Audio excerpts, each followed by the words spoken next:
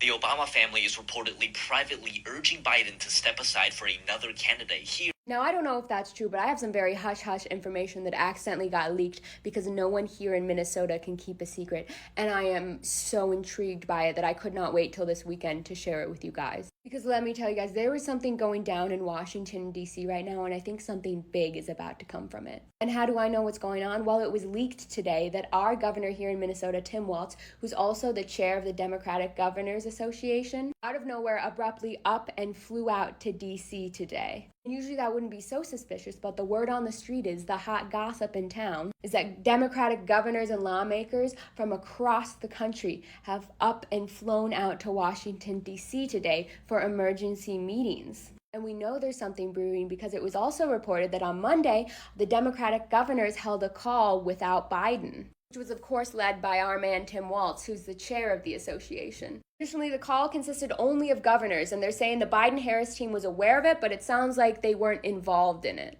It was noted that when asked why Biden didn't reach out to some of the other Democrats after the debates, the press secretary did confirm that he just planned on speaking with them this week. And a lot of people, including Tim Walz himself, have voiced some concerns about Biden since the debate. Specifically, Texas Rep has already called on Biden to step down from the Democratic ticket. And polls are already starting to come out saying most people think that the Dems would have a better chance if they replaced Biden on the ticket this November. Obviously, there's a very suddenly large and urgent meeting of the minds happening over in Washington this week. And I had to absolutely scour the internet to find confirmation of it at this point. I'm personally so curious and excited to see what it's about and what they come up with, that I couldn't even wait till the answers to those questions dropped to let you know what's happening. But when they do, you know I'm going to be sharing it. I will be on top of it. And the question of the hour really is, did we call on an emergency Democratic Avengers Assemble think tank, come up with possible ideas for a replacement on the ticket this November?